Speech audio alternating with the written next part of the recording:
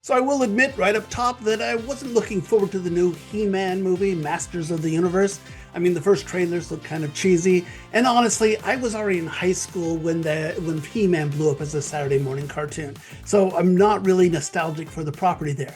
But you know what? I just got back from an early screening, and I had a blast at this movie. It's not gonna say it's a great movie, but I had a lot of fun. Hey everybody, I am Sean McBride, the movie guy, and let's get into the details talking about Masters of the Universe. Even though I was stuck light years away on Earth, I never stopped trying to get back home. Everything changed since you left. It's all gone. Skeletor took my family.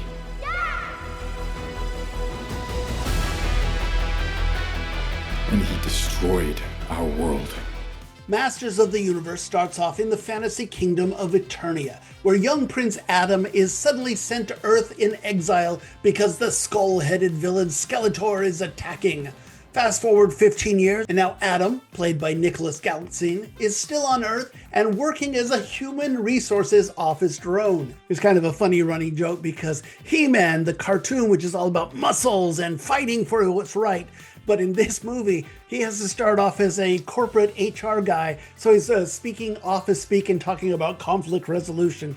It's pretty funny stuff. Anyway, back at the story, Adam is still on Earth and he wants to get back to Eternia, and once he finds his long-lost sword in a comic shop, well, he finally gets his chance. By the power of Grayskull, he transforms into He-Man and reunites with his Saturday morning battle buddies like Man-at-Arms, Teela, and Battle Cat. And together they take on Skeletor and his sorceress sidekick, Evelyn. So like I said, I'm not a huge fan of the original cartoon, but I do remember all of these names from the pop culture of my younger years. But here's the thing, I don't think you have to know the material to enjoy this movie. In fact, there were just as many kids at the preview audience, and they seemed to be eating up all the brightly colored action and humor right alongside their, well, mostly nostalgic fathers.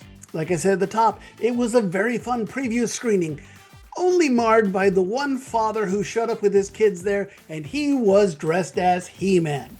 And he is too old to have the physique of a He-Man. I kept looking over, I couldn't decide if he was making core memories with his family or if he was just scarring his kids for life. But despite this guy, the movie is a lot of fun. And you know, one of the biggest surprises for me was how good the cast was in this movie. I was expecting some cheese-tastic performances, but I think they were all pretty good. The cast seemed to know to not take themselves too seriously, and also, though, not to just phone it in. Galitzine makes for a fine hero. Idris Elba brings Man-at-Arms gravitas. Camila Mendes and especially Alison Brie are having a lot of fun as Teela and Evelyn. But nobody's having more fun than Jared Leto playing Skeletor. Now, from the original, Skeletor is a very campy, quippy, almost a gay-coded villain here, and so I was expecting this performance to be a little jarring, and quite frankly, that's where I expected most of the cheese to come. But you know what? He nails this. Leto is great, easily my favorite part of this movie. A lot of fun.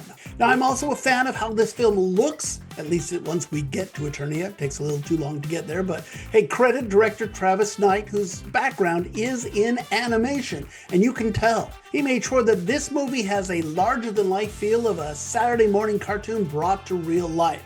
The film also sounds great. Composer Daniel Pemberton turns in a really fun score. I really liked it. And he gets to work with Queen's Brian May.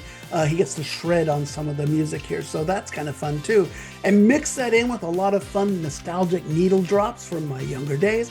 And boy, I had a lot of fun at this movie listening to it. I mean, it looks great, but it sounds even better. This is also a very joke-heavy movie, lots of silly one-liners that keep the story light and fun, but sometimes the whole stopping for a punchline thing gets in the way of the film building up any true momentum. It takes way too long to get Adam back to Eternia and start to fight against Skeletor.